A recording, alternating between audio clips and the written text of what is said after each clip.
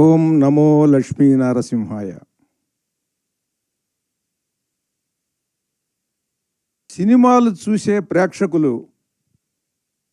ఈ సినిమా చూడకపోతే మిగతా సినిమాలు చూడటం వేస్ట్. ఇక చూడకండి మిగతా సినిమాలు. ఈ సినిమా చూస్తేనే మిగతా సినిమాలు చూసే అర్హత మీకు. సినిమాలు చూడని వాళ్ళు ఉంటారు పిల్లలు. నేను 10వ ఏట పలానా సినిమా చూశాను, 11వ ఏట పలానా సినిమాని చూశాను అని చెప్పుకుంటారు పెద్ద అయిన తర్వాత, నా మొట్టమొదటి సినిమా అని. అలాంటి పిల్లల్ని తీసుకొచ్చి మొట్టమొదటి ఈ సినిమా చూపించండి వాళ్ళకి. సినిమాలు ఇంకా ఇప్పుడేం సినిమాలు చూస్తామండి అని ఒక 80 ఏళ్ళు లేదా 75 ఏళ్ళు బాగా మెచ్యూరిటీ వచ్చి ఐఏఎస్లు ఐపీఎస్లు వేరే వేరే బిజినెస్ పీపుల్ అందరూ కూడా రిలాక్స్ అయిపోయిన వాళ్ళు సినిమాలు ఏం చూస్తాం అనుకుంటారు. మీరందరూ కదిలొచ్చి ఈ సినిమా చూడండి. సెక్స్, వైలెన్స్ ఈ రెండిటి మీద ఆధారపడినటువంటి సినిమాలు నడుస్తున్నాయి ప్రపంచవ్యాప్తంగా. మన దేశం కాదు, మన భాష కాదు. సెక్స్ ఎప్పుడు చేయాలి అనేది ఎవరికన్నా తెలుసా? ఎలా చేయాలి అనేది మీరు యూట్యూబ్లోకి వెళ్తే బోళ్ళంత ఉంటుందండి. ఎప్పుడు చేయాలి, ఎప్పుడు చేస్తే ఏ రకమైన రిజల్ట్ ఉంటుంది అనేది ఎవరికన్నా తెలుసా? అక్కడ తీసుకున్నాడండి ఆ డైరెక్టర్ గారు. ఇవాళ ప్రపంచానికి ఏం కావాలో, స్త్రీ పురుషుల మనోభావాల యొక్క ప్రభావం గర్భవతి మీద ఎలా ఉంటుంది, లోపల ఉండేటువంటి శిశువు మీద ఎలా ఉంటుంది అనేటువంటిది అది మూలం.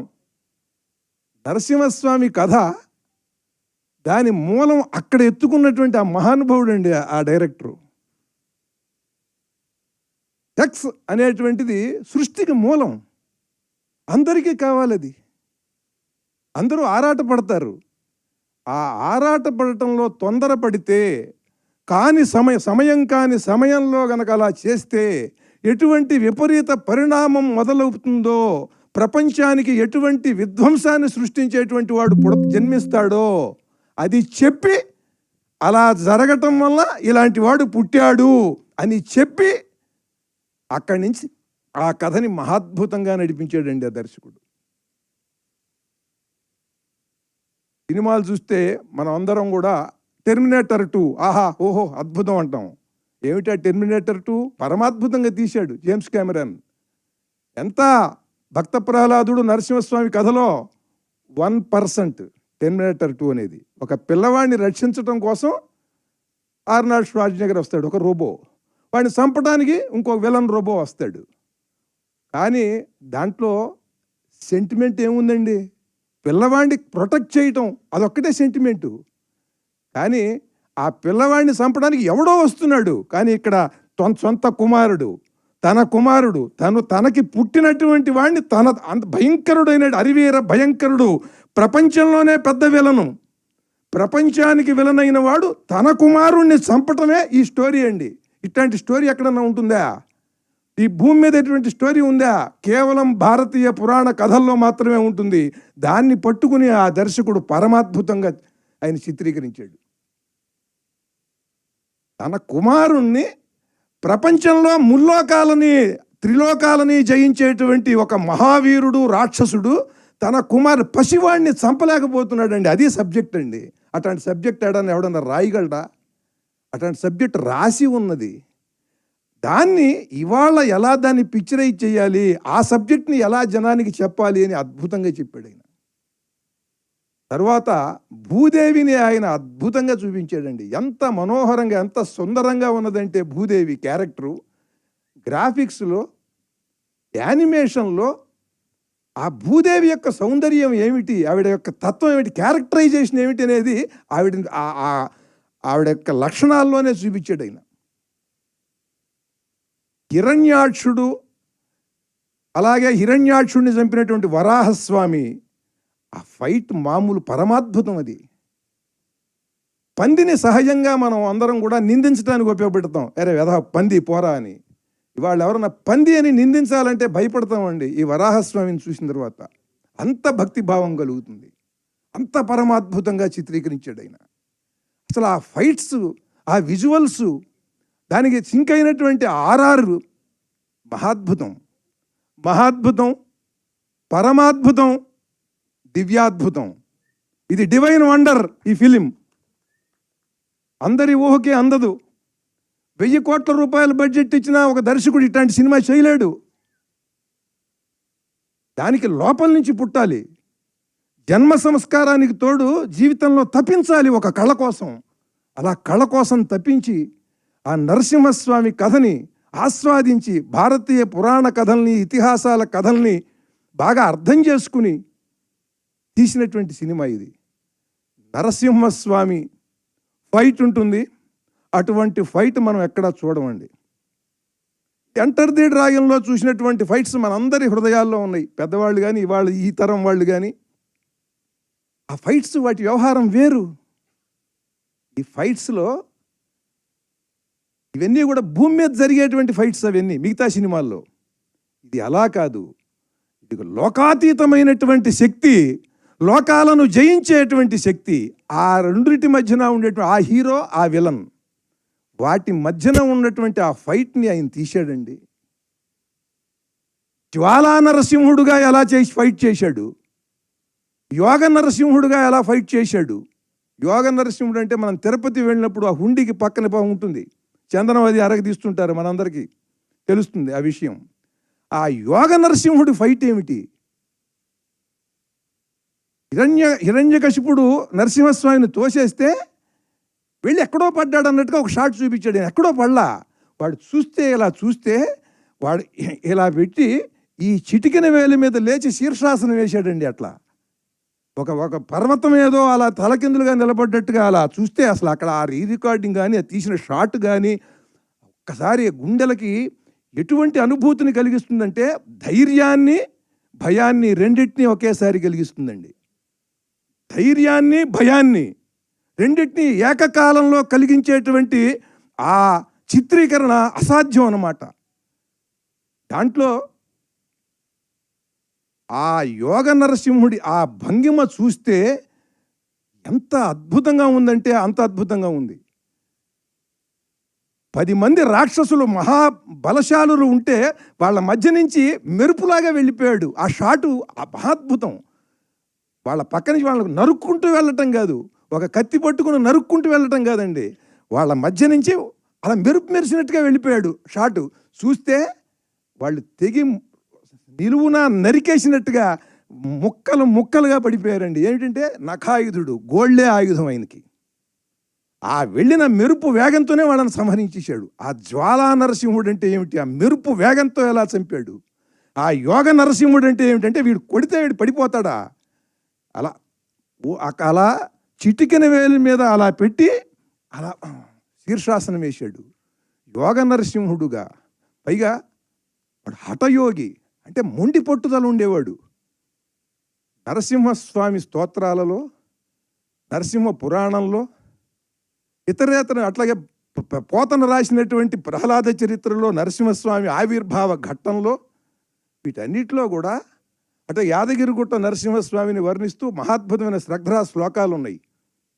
వాటన్నిటిలో నరసింహస్వామిని చూసి ఒక కవిగా ఎట్లా అయితే నేను ఊహించుకున్నానో ఆ ఊహలు అలా అలా అలా ఉంటాయి. ఆ శ్లోకం మేరకు అలా ఉంటాయి, ఆ ఘట్టం మేరకు. కానీ వీటన్నిటినీ కూడా ఒక సమాహారంగా అద్భుతమైనటువంటి ఒక స్క్రీన్ ప్లేతో ఆ క్యారెక్టరైజేషన్ని చాలా పరమాద్భుతంగా, లోకోత్తరమైనటువంటి ఫైటింగ్, మామూలు ఫైటింగ్ కాదు. పోనీ అక్కడ ఏమన్నా ఆర్టిస్టులు ఉన్నారా? లేరు, బొమ్మలవి. కానీ నేను చెప్పులు వేసుకుని హిరణ్యకశిపుడు, హిరణ్యాక్షుడు వాళ్ళు ఉన్నప్పుడు చూశానండి. నరసింహస్వామి వచ్చినప్పుడు నేనే కాదు ఎవరన్నా సరే చూసుకోండి, వాళ్ళు చెప్పులు వేసుకుని నరసింహస్వామి ఉన్నటువంటి ఘట్టం ఎవడో చూడ్డు. చెప్పులు విడిచేస్తాడండి ఎవడన్నా సరే. వాడు హిందువు అయితే, భారతీయుడైతే వాడు చెప్పులు వదులుతాడండి. చెప్పులు వేసుకుని ఈ సినిమా చూడలేరండి ఎవరు కూడా. అంత భక్తి భావాన్ని, భయాన్ని రెండింటినీ కలిగిస్తుందండి. దైవం పట్ల భక్తిని, భయాన్ని కలిగించే సినిమా ఇది. ధైర్యాన్ని ఇస్తుంది. ఇవాళ భారతీయ సనాతన మతాన్ని రక్షించుకోవాలి అనంటే 2 విధానాలు. ఒకటి, ప్రహ్లాదుల్లా ఉండగలవా ఉండు, లేదా నరసింహస్వామిగా మారగలవా మారు. అటువంటి స్థితిని ఈ సినిమా పౌరాణిక కథగా చూపిస్తూ కూడా ఆ సనాతనత్వాన్ని, భక్తి పరమభక్తి, అంకిత భావం, భక్తి, దృఢమైనటువంటి భగవద్ విశ్వాసం, దాన్ని ప్రహ్లాదుల్లో చూపిస్తూ, నువ్వు పిలిస్తే, నువ్వు అచంచలమైనటువంటి విశ్వాసంతో ఉంటే ఎక్కడ పడితే ఎక్కడ నుంచి అంటే అక్కడి నుంచి నేను వస్తాను అని చెప్పినటువంటి నరసింహస్వామి ఆ ఇద్దరి కథని తీసుకుని చాలా చక్కగా ఈనాటి సమాజానికి కావాల్సినట్టుగా, ఏమి ఫైట్స్ అండి, అది చూసి తీరాలి. ఫైట్లో అంటే మీకు భక్త ప్రహ్లాద కథ ఉన్నది. ఎస్వి రంగారావు గారు, మన రోజారమణి గారు పరమాద్భుతంగా చేసింది ఆవిడ. ఆ పసిపిల్లగా ఉన్నప్పుడే ఆవిడ ప్రహ్లాద. మాకది చాలా అద్భుతమైన దృశ్య వేదం సార్ మాకది. కానీ ఆ సినిమా చూసిన తర్వాత ఎవరైనా సరే నరసింహస్వామిని తీస్తే చూడలేము. అది కూడా యథార్థం చెబుతున్నా. మాకు అంత గొప్ప కథ, పరమాద్భుతమైనటువంటి శ్రావ్య మధురమైన సంగీతం, అమృతం చెవులో పోసినట్టుగా ఉంటుంది. నారాయణ మంత్రం, కనులకు వెలుగు నీవే కాదు, ఏ పాట ఏ పద్యం. కానీ ఆ సినిమా చూసిన తర్వాత ఈ సినిమాకి ఇలా ఊగిపోతూ ఎందుకు చెబుతున్నాను నేను, ఆ సినిమా నాకు తెలుసు. సత్యసాయిబాబా గారు ఆ సినిమాని వాళ్ళ విద్యార్థులందరికీ చూపించేవారు. జిఆర్ స్వామి గారు భక్త ప్రహ్లాద సినిమాని వారి శిష్యులకు చూపిస్తారు, నాకు తెలుసు. అలాగే పరిపూర్ణానంద స్వామి వారు కాకినాడ శ్రీపీఠంలో వాళ్ళ భక్తులకు, వాళ్ళ విద్యార్థులకు చూపిస్తారు. అంటే ఆ ప్రహ్లాదుడి యొక్క భక్తి, ఆ దృఢ దీక్ష దాని పిల్లలకి తెలియాలని. ఎప్పుడు చూసినా మీకు కూడా చాలామందికి అనుభూతి, ఏ క్షణం ఏ ఫ్రేమ్ నుంచి చూసినా సరే కళ్ళంబడి నీళ్ళు వచ్చేస్తాయి. భక్త ప్రహ్లాద మన వాళ్ళు తీసింది తమాషా సినిమా కాదు, అది చాలా పరమాద్భుతమైన సినిమా. ఎప్పుడు చూసినా ఏ ఫ్రేమ్లో చూసినా కళ్ళంబడి నీళ్ళు వస్తాయి కదా ఆ సినిమా. దాంట్లో ఉన్న రసం ఏమిటి? కరుణ రసం, భక్తి రసం, ఇవే ఉంటాయి దాంట్లో. ప్రహ్లాదుడిని హింసిస్తున్నప్పుడు బాధపడతాం, ప్రహ్లాదుడు భక్తి రసానికి ముగ్ధులవుతాం. కానీ ఈ సినిమాలో ఉండేటువంటి రసపోషణ, ఈ రసావిష్కారం వేరు. ఇది ఎక్కడ దొరకదు, ఇది ఎక్కడ దొరకదు. వీర రౌద్ర భయ భీభత్స రసాలను పోషించాడండి ఆయన అక్కడ. భక్తి రసంతో బాగా మిళితం చేసి కలిపేసి భక్తి రసాన్ని వీరరసం. ఆ పోస్చర్ చూడండి మీరు.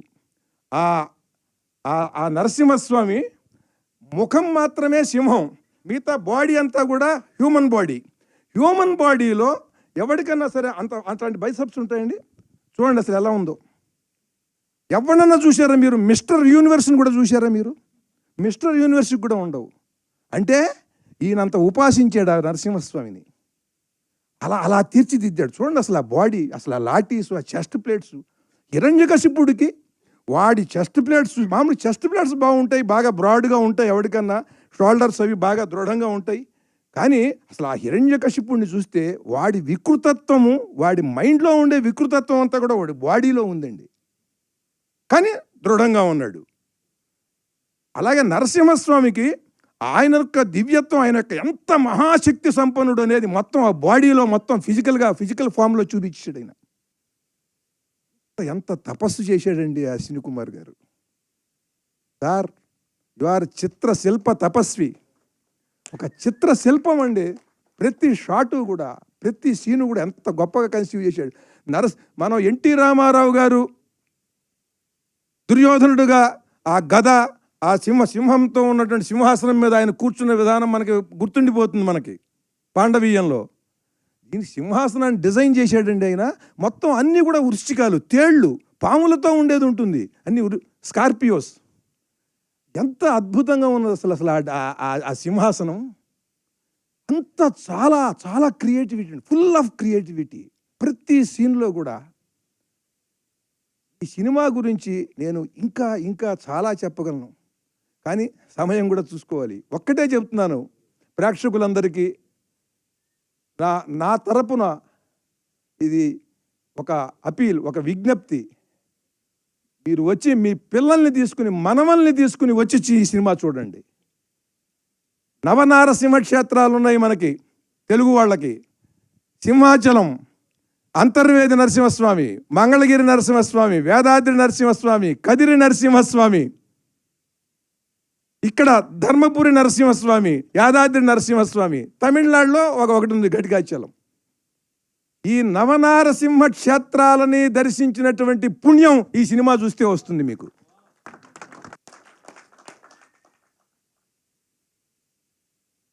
మీ పిల్లలు ఎలా ఉండాలో, ధర్మబద్ధంగా ఎంత దృఢంగా ఉండాలో, ఒక దేశం గురించి కానీ, ఒక సత్యసంధుడి గురించి కానీ, ఒక ధర్మం కోసం పాటుపడేవాడి గురించి కానీ తెలుసుకుని వాడి పట్ల విశ్వాసంతో ఎటువంటి అభిమానాన్ని కలిగి ఉండాలనేది ఈ ప్రహ్లాదుడి చరిత్ర చూస్తే తెలుస్తుంది.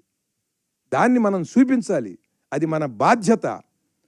ఈ రోజున అల్లు అరవింద్ గారు ఈ దివ్యాద్భుతమైనటువంటి చిత్రాన్ని గీతా ఆర్ట్స్ డిస్ట్రిబ్యూషన్ నుంచి ఆయన విడుదల చేయటం అనేటువంటిది చాలా హృదయపూర్వకంగా అభినందిస్తున్నాను సార్. నన్ను మీరు పిలిచినందుకు. ఈ సినిమా ప్రెస్ మీట్కి వచ్చినప్పుడు నేను ఇప్పుడు ఈ మాట్లాడేదంతా కూడా యాదగిరిగుట్ట నరసింహస్వామి దేవాలయానికి పిలిచి అక్కడ నరసింహస్వామి శతకం గురించో, నరసింహస్వామి స్తోత్రాల గురించో చెప్పమంటే ఎలా చెబుతున్నానో, ఎలా చెబుతానో అలా చెబుతున్నట్టు ఫీల్ అవుతున్నాను నేను. ఇక్కడ ఇది ప్రెస్ మీట్ అనుకోవట్లే, నేను నరసింహస్వామి దేవాలయంలో నరసింహస్వామికి సంబంధించిన కథల ప్రవచనం చెబుతున్నాను అనుకుంటున్నాను నేను. అంత అద్భుతంగా ఉన్నది ఈ సినిమా. హృదయాన్ని కరిగించేస్తుంది, హృదయాన్ని శక్తిమంతం చేస్తుంది. అటువంటి భక్తి, వీర, రౌద్ర, భయ, బీభత్స రసాలతో మహాద్భుతంగా తపస్సు చేసి తీసాడైన. ఇది సామాన్యమైన విషయం కాదు. ఆ విజన్ వేరు, ఆ మనిషి వేరు, ఆ దార్శనికత వేరు, ఆ కాన్సన్ట్రేషన్, ఆ డెడికేషన్, ఆ డివోషన్ ప్రతి ఫ్రేములో కూడా నేను చూశా. మీరు ఎన్నో అద్భుతమైనటువంటి వండర్స్ చూస్తున్నాం ఇవాళ గ్రాఫిక్స్లో. Godzilla versus King Kong, King Kong 1, King Kong 2. ఆ తర్వాత ఇదేది స్పేస్ షటిల్స్. ఇక అక్కడ చూస్తే Jedi returns back, empire strikes back, Avengers. ఆ తర్వాత ఇంకో ట్రాన్స్ఫార్మర్స్. ఏమిటంటే దిక్కుమాలింది కార్లు అండి ఇవి. కార్లు ఇటు పడిపోయి వాడు ఒక రోబో అయిపోతాడు, వాడు ఒక రోబో అయిపోతాడు, వాళ్ళిద్దరు కొట్టుకుంటే ఏమిటి అక్కడ వాడి సెంటిమెంట్ ఏమిటి అక్కడ? ఒక పిల్ల, ఒక ఆడదో ఉంటుంది, ఒక గర్భవతో ప్రెగ్నెంట్ లేడీయో, వాళ్ళని రక్షించడం కోసం వీడు, వాడిని చంపడం కోసం వీడు. దీనికే మనం అయ్యో అయ్యో అయ్యో అనుకుంటున్నాం. ధర్మం లేదు, త్యాగం లేదు, అంకిత భావం లేదు, ఏమీ లేకుండానే మెస్మరైజ్ చేస్తున్నాడు వాడు. ఆర్ఆర్తో హోరెత్తిచ్చేసి వెళ్ళేవాడు కూడా ఏమంటున్నాడు, ఆ పిక్చర్ అట్టా ఉంటే ఏముంటుంది, నాకు ఎక్సైట్మెంట్ చాలా బాగుంది, సౌండ్ బాగుంది అంటున్నాడు వీడు. అట్లా తయారైపోయారు ప్రేక్షకులు కూడా. వీడికి సౌండ్ బాగుంటే చాలుటండి. వీడు సౌండ్గా ఉండడనే సంగతి వీడికి తెలియదు. అట్లాంటి 4 సినిమాలు చూస్తే చాలు, వీడికి సౌండ్ వినిపించదు. ఏ ఎమోషన్ని, ఏ రసాన్ని ఎలా పండించాలో తెలియాలంటే ఆ రసం గురించి తప్పించాలి. రసం అంటే ఏమిటి? భగవత్ స్వరూపం. రసో వై సహా అని వేదం చెబుతోంది. రసం అంటే వాడేరా భగవంతుడు అని. ఆ రసాన్ని ఉపాసించి దాన్ని ఏ మోతాదులో ఎలా అందించాలి ప్రేక్షకుడికి అంటే వాడు తపస్సు చేయాలి. ఆ దర్శకుడు, ఆ కథా రచయిత అట్టా తపస్సు చేశాడండి అశ్విని కుమార్ గారు. ఆయన తపస్సుకి నమస్కారం. అటువంటి అంకిత భావం, అటువంటి ఏకాగ్రత నాకు కూడా ఇమ్మని ఆ లక్ష్మీ నరసింహస్వామిని నేను ప్రార్థిస్తూ, ఇటువంటి సినిమాని విడుదల చేసినందుకు హృదయపూర్వకంగా అల్లు అరవింద్ గారిని నేను ఆయన్ని అభినందిస్తూ, నమస్కరిస్తూ, శిరసా నమస్కరిస్తూ అశ్విని కుమార్ గారికి. ఎందుకంటే ఇట్లాంటి ఎవరు తీలేరండి, ఎక్కడో ఉంటాడు. అటువంటి మహానుభావుడికి శిరస్సు ఉంచి నమస్కారం చేయాలి. మహాద్భుతం, పరమాద్భుతం. ఈ పదాలన్నీ కూడా పనికి మాలిన వాళ్ళకు కూడా వాడేస్తున్నాం మనం. ప్రతివాడు పరమాద్భుతం. మాట్లాడలేని వాడు కూడా మహాద్భుతంగా మాట్లాడాడు అంటే ఏమిటో. ఇది దివ్యాద్భుతం. ఈ సినిమా డివైన్ వండర్. ఇటువంటి సినిమాలు ప్రతి సంవత్సరం మీరు తీయాలి సార్, ప్రతి సంవత్సరం, ఎవ్రీ ఇయర్. చాలా చాలా సంతోషం అండి, చాలా ఆనందం. ఆ లక్ష్మీ నరసింహస్వామి అనుగ్రహం మీకు, మొత్తం పాత్రికేయులకి, ప్రేక్షకులకి, అందరికీ ఉండి అందరం కూడా రసమయమైనటువంటి కళాత్మకమైన చిత్రాలు చూస్తూ ఆనందిస్తూ చాలా రసమయంగా జీవించాలని ఆ లక్ష్మీ నరసింహస్వామిని కోరుతూ, సనాతనమైనటువంటి భావజాలం నిలబడాలంటే ఇలాంటి సినిమాలు రావాలి. ఆ రకంగా కూడా మనందరికీ చైతన్యాన్ని, స్ఫూర్తిని ఈ సినిమా కలిగిస్తుందని మిమ్మల్ని అందరినీ కూడా మళ్ళీ చెబుతున్నాను. ఈ సినిమా చూడండి. ఇవాళ సినిమా తీయటం అనేది ఎంత కష్టమో మీ అందరికీ తెలుసు. ఎందుకనంటే అంత పూర్వం కష్టం ఎవరికి తెలిసేది కాదు. ఇప్పుడు నిర్మాతలే చెప్పేసుకుంటున్నారండి ఇంటర్వ్యూలు ఇచ్చి వాళ్ళ కష్టాలు ఏమిటో. సినిమా తీయటంలో ఇద్దరికే కష్టం ఉందని నా నమ్మకం సినిమా విషయంలో. ఎందుకంటే ఆయన గొప్ప మహానిర్మాత. ఆయన దగ్గర చెబుతున్నా నేను. ఎందుకంటే నేను అన్నిటికీ తెగించిన వాడిని. మైక్ ఇచ్చేంత వరకు నేను మామూలుగా ఉంటా, మైక్ ఇచ్చిన తర్వాత తెగిస్తానండి. ఒకటే, సినిమా విషయంలో నష్టపోయేది ఇద్దరే. ఒక నిర్మాత, రెండు ప్రేక్షకుడు. మిగతా మధ్యలో అందరూ బాగుంటారండి. ఎవరికీ ప్రాబ్లం లేదు. మంచి సినిమా వచ్చినప్పుడు ఆ నిర్మాత ఎన్నో కష్టాలు పడి కదా తీసేది. ఆ సినిమా మంచి సినిమా అనిపించుకున్నా అది పోయినా సరే ఎవరి డబ్బులు వాడికి వచ్చేస్తాయి మధ్యలో, వాళ్ళకి, నిర్మాతకి రావు. కానీ ఆ మంచి సినిమా, ఆ మంచి నిర్మాతని బతికించాల్సింది, నిలబెట్టాల్సింది, మళ్ళీ మంచి సినిమాలు వచ్చేలా సమాజంలో చేయవలసింది మంచి సినిమాని ప్రేక్షకుడు ఆదరిస్తే. కనుక ఆ ప్రేక్షకుడికి ఆ మంచి కలగాలి, ఈ నిర్మాతకి ఈ మంచి కలగాలి. ఇది మంచి సినిమా రాలేదంటున్నాం, ఇది మంచి సినిమా. గొప్ప సినిమాలు రావట్లేదంటున్నాం, ఇది గొప్ప సినిమా. ఎక్కడండి ఆ భక్త ప్రహ్లాద? అసలు ఆ సినిమాలు, అట్లాంటి సినిమా వచ్చింది. వచ్చి చూడండి. జై నరసింహస్వామి. ఒక్క విషయం చెప్తాను. ఇవాళ నా మిత్రుడు, నా శిష్యుడు నన్ను చూడడానికి స్కాట్లాండ్ నుంచి వచ్చాడు ఇక్కడికి. ఇవాళ సభ ఉందయ్యా, ఇక్కడ రా అన్న. సరే వస్తున్నాను సార్, నేను ప్రస్తుతం యాదగిరిగుట్లో ఉన్నాను, ప్రసాదం తీసుకుని వస్తున్నా అని చెప్పాడు. అగో మా కుర్ర అనిల్ కుమార్. అలాగే రెండోది, వన్ షాట్ సార్, ఆ క్లైమాక్స్లో నఖాలు, ఆ గోల్డ్